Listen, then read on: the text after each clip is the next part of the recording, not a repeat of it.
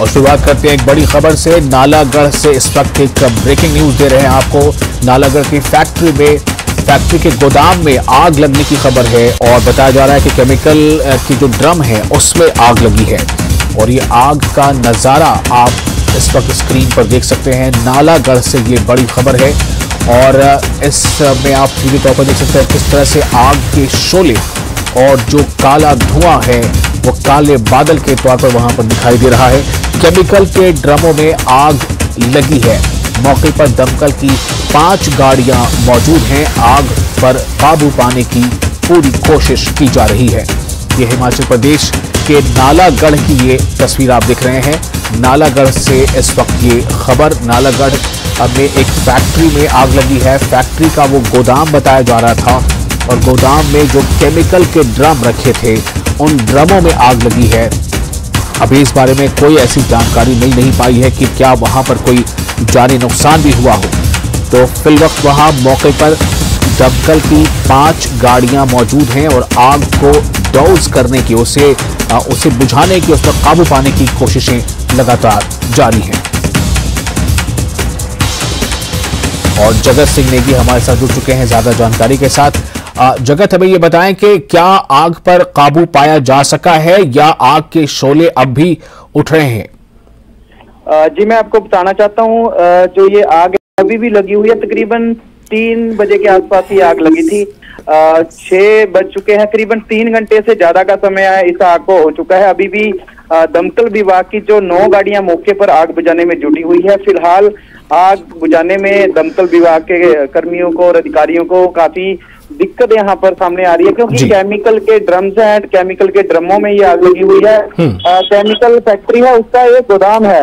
गोदाम के साथ जब मजदूर यहाँ पर काम कर रहे थे, उन्होंने भागकर यहाँ पर जान बचाई है। फिलहाल दमकल विभाग की 9 गाड़ियां मौके पर है और आग बुझाने की यहाँ पर लगातार कोशिश की जा रही है। दमकल जो अधिकारी है, कुलदीप से हमारी बातचीत हुई थी, उनका कहना है कि अभी जो दमकल विभाग की ओर से 3 गाड़ियां बद्दी फायर स्टेशन से, 2 नालागढ़ से, कुछ अन्य जो प्राइवेट कंपनीज हैं वहां से गाड़ियां फायर टेंडर मंगवाए गए हैं। फिलहाल कोशिश आग बुझाने की लगातार जारी है। 3 घंटे से ज्यादा का समय यहाँ पर आग लगी को हो चुका है, लेकिन अभी भी जो आग है उस पर कंट्रोल नहीं किया जा सका, क्योंकि यहाँ सबसे बड़ा सवाल दमकल विभाग के अधिकारी ने भी कंपनी प्रबंधन पर उठाया है कि जो इंस्ट्रूमेंट कंपनी में होने चाहिए, जो सुरक्षा के मद्देनजर जो उपकरण होने चाहिए वो नहीं है शायद। जी जी, वो जो उपकरण है वो नहीं थे, जिसके कारण इस आग को प्राथमिक तौर पर नहीं बुझाया जा सकता, जिसके कारण ये आग ने विराट रूप धारण कर रखा है। अभी जो लपटें हैं, बड़ी ऊंची ऊंची लपटें हैं आग की, वो उठ रही है। और साथ ही जो जितना भी एरिया है वो काले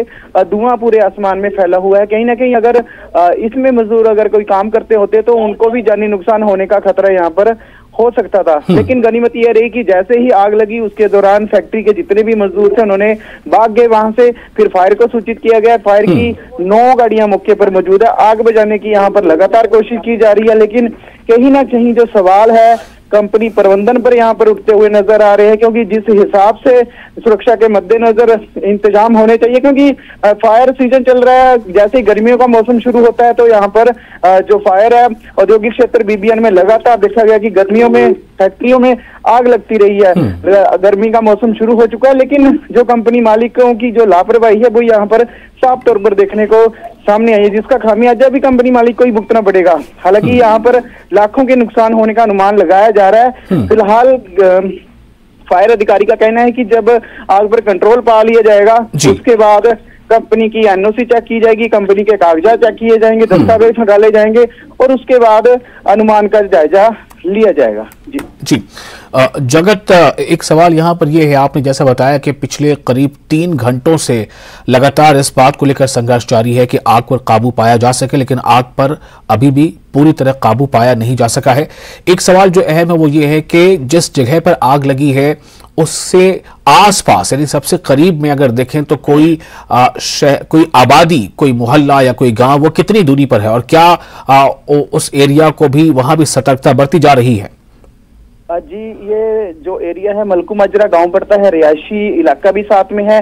फैक्ट्रियां भी साथ में है, इसके काफी भीड़ भाड़ वाला इलाका है यहाँ पे, क्योंकि अमूमन देखा इंडस्ट्रियल एरिया है, सैकड़ों की तादाद में यहाँ फैक्ट्रियां हैं। जो आसपास की दूसरी फैक्ट्रियां उनको भी खतरा बना हुआ है कि इस कंपनी से आग की लपटें उनकी कंपनी की ओर चली जाएंगी और वहां पर भी आग लगने का खतरा यहाँ पर बना हुआ है लगातार। क्योंकि अमूमन इस पर सवाल ये भी उठ रही है कि जो ऐसी नेगेटिव इंडस्ट्री है, केमिकल के ड्रम्स जिसमें पड़े हैं, जिसमें बहुत ज्यादा चांसेस होते हैं आग लगने के या तेजाब जैसा जो सामान होता है, ऐसी कंपनियों को अमूमन देखा गया रिहायशी इलाकों और इंडस्ट्रियल एरिया से अलग साइड में ही उनके जो प्लांट है उनकी अनुमति दी जाती है। लेकिन इस कंपनी को, इस केमिकल कंपनी के गोदाम को किस डिपार्टमेंट ने, इंडस्ट्री डिपार्टमेंट या कहां से इनको ऐसी परमिशन मिली कि इसको रिहायशी इलाके के बीच में ही उद्योग खोलने की या गोदाम खोलने की अनुमति दे दी गई। फिलहाल ये जांच का विषय है कि इनके पास एनओसी है या नहीं है।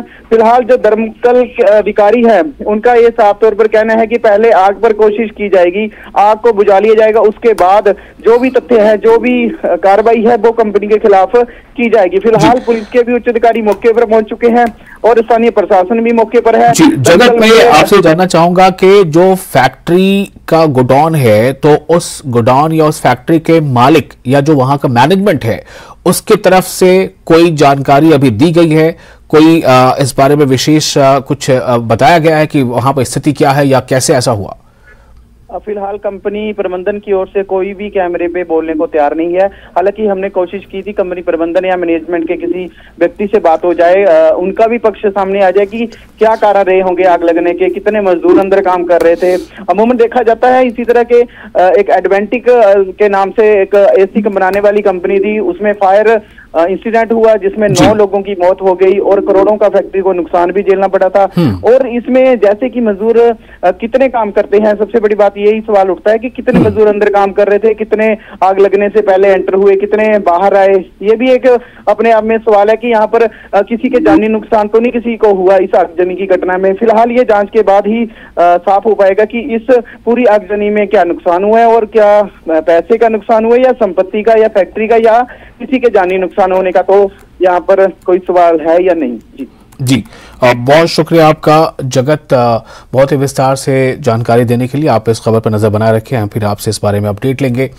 तो नालागढ़ के एक फैक्ट्री के गोडाउन में आग लगने का ये दृश्य आप देख रहे थे, जिसमें बताया जा रहा है कि जो गोडाउन में जो केमिकल से भरी जो ड्रम्स रखे थे उनमें आग लगी है। अभी तक आग पर काबू पाया नहीं जा सका है और इस बात की अभी जानकारी तो नहीं मिली है कि क्या वहां कोई जानी नुकसान हुआ हो, लेकिन इस बारे में अभी बहुत पुख्ता सबूत नहीं है कि कोई ऐसी जानकारी या कोई ऐसी जानी नुकसान ना भी हुआ हो। इस बारे में अभी थोड़ा वक्त लगेगा जानकारी इकट्ठा करने में। फिलहाल आगे बढ़ते हैं। एक और अहम खबर आपको बता दें कि हिमाचल विधानसभा में जल उपकर विधेयक पास हो गया है, जिसके बाद डिप्टी सीएम मुकेश अग्निहोत्री ने कहा है कि वाटर सेस किस तरह से लगेगा, इसकी रूपरेखा तैयार है।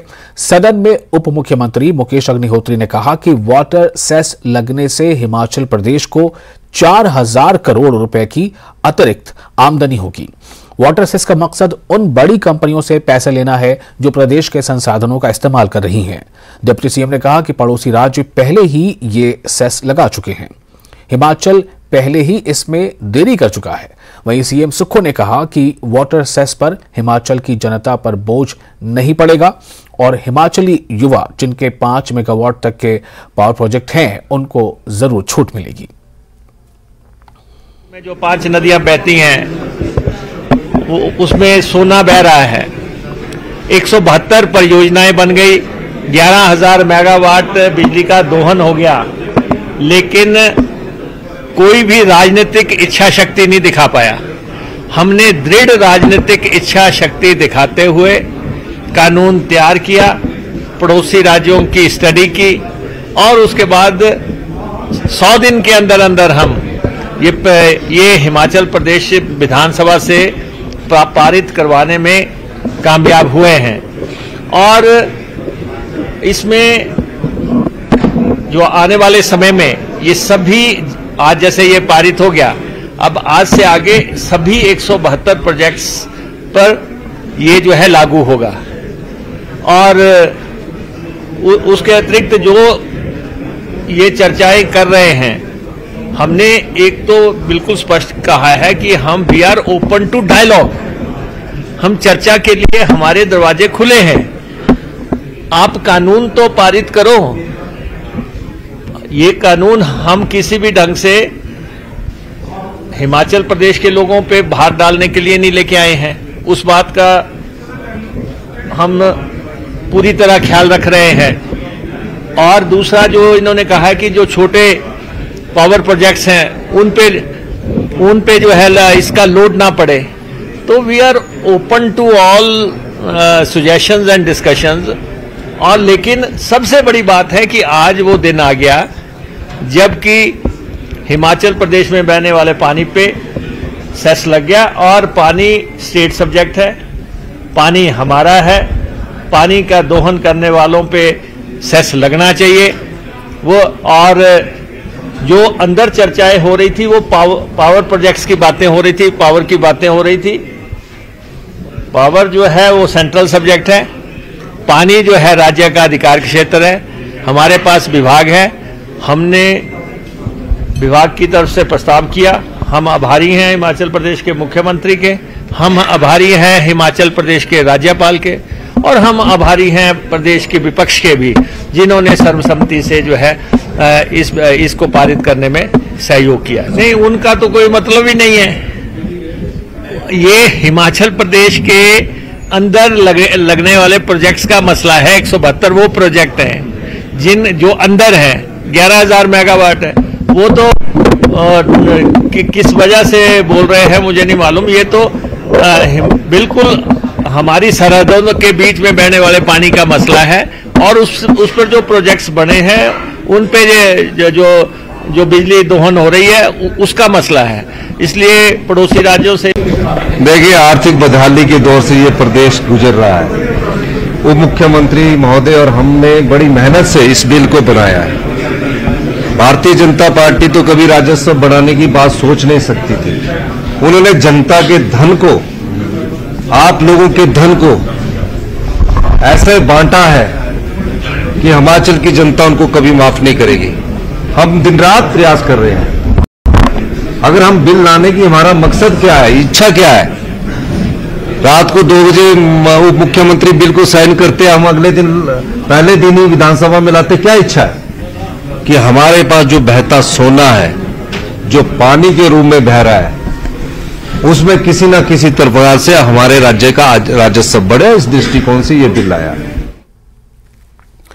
आगे बढ़ते हैं, आपको ये भी बता दें कि वाटर सेस को लेकर बीजेपी विधायक रणधीर शर्मा ने न्यूज 18 से खास बातचीत की। इस बातचीत में रणधीर शर्मा ने कहा कि सरकार की तरफ से उनकी चिंताओं पर भरोसा देने के बाद ही उन्होंने, यानी बीजेपी ने, इस विधेयक का सपोर्ट किया। वाटर सेस को लेकर आज विधेयक पास किया गया और विपक्ष की तरफ से कुछ अमेंडमेंट इसमें लाई गई थी। रणधीर शर्मा जी इस वक्त हमारे साथ हैं। कुछ अमेंडमेंट की आपने बात कही थी, क्या आपकी चिंता थी वाटर सेस को लेकर? देखिए, वाटर सेस को लेकर तो हमारी चिंता यही थी कि एक तो उसके कारण हिमाचल प्रदेश की जनता पर बोझ ना पड़े, और दूसरा हिमाचल प्रदेश की इंडस्ट्रीज पलायन ना करें, उनको महंगी बिजली उपलब्ध ना हो, और तीसरा जो हिमाचल प्रदेश के लोकल इन्वेस्टर हैं जिन्होंने छोटे छोटे पावर प्रोजेक्ट लगाए हैं 2 मेगावाट 5 मेगावाट, उनसे ये सेस ना लिया जाए, क्योंकि उनको पहले ही इसकी कॉस्ट बहुत ज्यादा आती है। सरकार ने आश्वासन दिया है कि ना तो वो लोकल इन्वेस्टर पर जो है सेस लगाएंगे और ना हिमाचल की जनता पर बोझ पड़ने देंगे। ब्रेक के बाद एक बार फिर आपका स्वागत है। आप देख रहे हैं न्यूज 18 जम्मू कश्मीर लद्दाख हिमाचल पर अपना हिमाचल। बजट सत्र के तीसरे दिन की कार्यवाही के दौरान सीएम सुखविंदर सिंह सुक्खू ने सदन में आर्थिक सर्वेक्षण की रिपोर्ट की। इस रिपोर्ट में खुलासा हुआ है कि 2021-22 के मुकाबले 2022-23 में प्रदेश की जीडीपी में वृद्धि हुई है। प्रदेश की जीडीपी 1,34,576 करोड़ अनुमानित है। साथ ही 2022-23 में प्रति व्यक्ति आय 2,22,227 रुपये रहने का अनुमान लगाया गया है।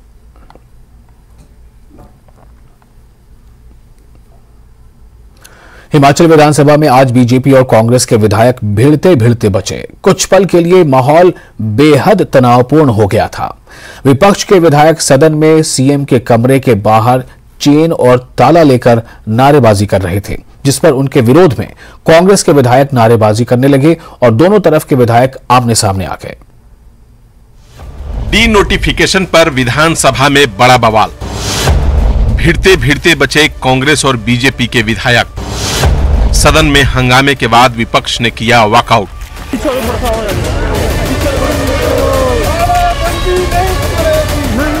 ये गुरुवार को विधानसभा की कार्यवाही शुरू होने के ठीक पहले का नजारा है। डी नोटिफिकेशन के विरोध में बीजेपी विधायक चेन और ताले के साथ नारेबाजी करते हुए विधानसभा में सीएम कक्ष के बाहर पहुंचे और वहीं बैठकर नारेबाजी करने लगे। मगर सरकार के खिलाफ विपक्ष का ये विरोध कांग्रेस के विधायकों को रास नहीं आया, जिस पर सत्ता पक्ष के विधायक बीजेपी विधायकों के सामने आकर उनके खिलाफ जोर जोर से नारेबाजी करने लगे।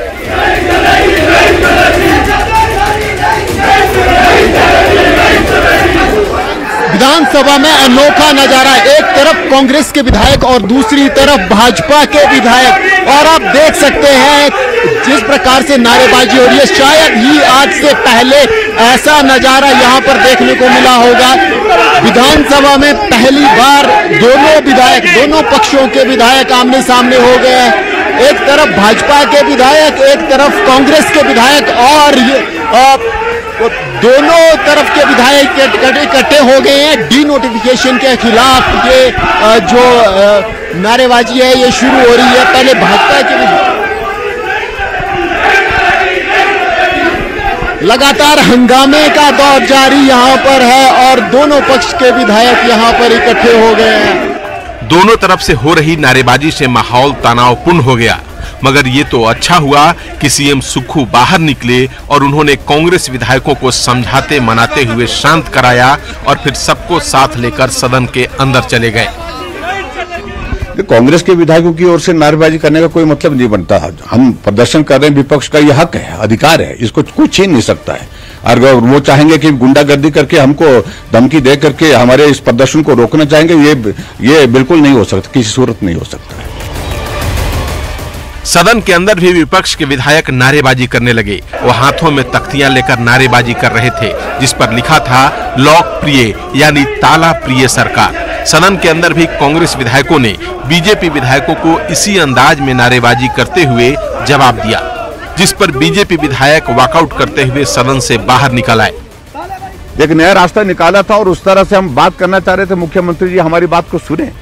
लेकिन जिस तरह से गुंडागर्दी की और उस गुंडागर्दी के कारण हम मुख्यमंत्री से वहां पर नहीं मिल पाए, और मैंने हाउस के अंदर भी प्रश्नकाल जैसे आरंभ हुआ तो उस वक्त भी अभी मैंने अपनी बात हाउस के अंदर कही है कि अगर यही परिस्थिति रहेगी तो बहुत दुर्भाग्यपूर्ण। ये देवभूमि हिमाचल प्रदेश है, यहाँ गुंडागर्दी लोग बर्दाश्त नहीं करते। बीजेपी ने सरकार पर विपक्ष की आवाज दबाने का आरोप लगाया तो सरकार की तरफ से संसदीय कार्य मंत्री हर्षवर्धन चौहान ने सदन में बीजेपी के खिलाफ निंदा प्रस्ताव पेश किया, जिसमें विपक्ष के आचरण को सदन की गरिमा के खिलाफ बताया गया। राजेंद्र शर्मा, न्यूज़ 18 शिमला। और इस वक्त शिमला से एक बड़ी खबर आपको बता रहे हैं। शिमला के नगर निगम डिलिमिटेशन का मामला जो है वो इस वक्त काफी सुर्खियों में है। बीजेपी ने हाई कोर्ट में याचिका दायर की है। बीजेपी ने हाई कोर्ट में याचिका दायर की है, नगर निगम अधिनियम का उल्लंघन इसे बताया है। और ये खबर शिमला से है जो आपको हम दे रहे हैं। शिमला से ये बड़ी खबर, नगर निगम डिलिमिटेशन का मामला, इस पर जो है बीजेपी अपनी प्रतिक्रिया दे रही है और बीजेपी ने हाईकोर्ट में याचिका भी दायर की है। बीजेपी का कहना है कि नगर निगम अधिनियम का ये उल्लंघन है सीधे तौर पर, यानी वार्डों की संख्या 41 से घटाकर 34 करने का जो विरोध हो रहा है उस पर जो है याचिका दायर की गई है। उसके अंतर्गत उन्होंने जिस प्रकार से हिमाचल सरकार ने 41 वार्ड जो भारतीय जनता पार्टी की सरकार ने बनाए थे उनको वापस काटकर 34 वार्ड कर दिया, उसको चैलेंज किया है। और उन्होंने कहा है कि ये वायोलेशन है Himachal Pradesh municipal corporation act 1994 का, और साथ ही ये वायोलेशन है म्यूनिसिपल कॉर्पोरेशन इलेक्शन रूल्स 2012 का। उन्होंने कहा कि जिस प्रकार से 41 से 34 वार्ड थी, इसकी कोई आवश्यकता थी नहीं, इसको रूल्स को फॉलो करके बनाया गया था। साथ ही उन्होंने ये भी कहा है कि क्या इस डिलिमिटेशन की जरूरत सरकार को थी जब ये बन चुके थे। और राजेंद्र हमारे साथ जुड़ चुके हैं ज्यादा जानकारी के साथ, हमारे संवाददाता। राजेंद्र, ये पूरा मामला जो है इसको लेकर सियासत अब लगता है सीधे तौर पे हो रही है। ये जो नगर निगम के जो वार्ड हैं इन्हें घटाने का जो मामला है, इसके पीछे सरकार का तर्क क्या है? क्यों इसे घटाया जा रहा है या क्यों इसे 41 से घटाकर 34 किया जा रहा है, और क्यों इस पर बीजेपी को जो है बीजेपी इस पर सवाल उठा रही है?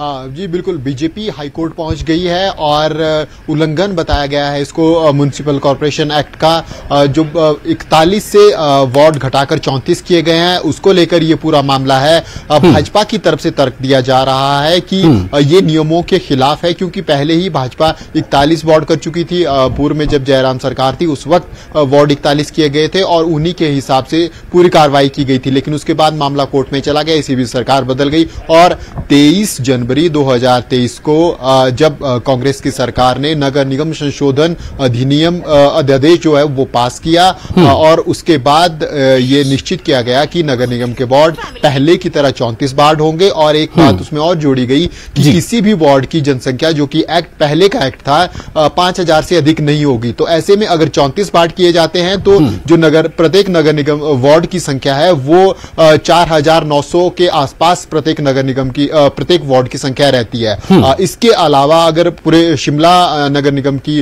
जनसंख्या की बात करें तो 53,453 के करीब वोटर्स शिमला नगर निगम में है। ऐसे में जो कांग्रेस की तरफ से तर्क था, जब अध्यादेश कांग्रेस की तरफ से लाया गया तो उसमें ये कहा गया कि ये जो सारे रूल्स हैं, सारे नियम हैं, उनको ये फॉलो करते हैं। और उसके बाद विधानसभा में इस अध्यादेश को पेश किया गया, बिल के रूप में इसमें चर्चा होगी और उसके बाद फिर पास किया जाएगा। लेकिन इसी बीच बीजेपी हाईकोर्ट पहुंच गई है और भाजपा की तरफ से जवाब मांगा गया है प्रदेश सरकार से भी और इसके अलावा स्टेट इलेक्शन कमीशन की तरफ से भी कि जो उल्लंघन भाजपा की तरफ से ये याचिका दायर की गई है कि ये म्युनिसिपल कॉर्पोरेशन एक्ट 1994 का उल्लंघन है। तो ऐसे में अब देखना होगा कि अगली सुनवाई जो 28 मार्च को इस पूरे मामले की सुनवाई है उसमें हाईकोर्ट का क्या रुख रहता है, क्या मामला आगे जाता है या फिर हाईकोर्ट इस मामले में जो भाजपा की सुनवाई जो अपनी बात भाजपा रखना चाह रही है हाईकोर्ट में, उसकी सुनवाई के बाद कोई जजमेंट देता है। अब दिलचस्प मामला दोबारा से हो गया है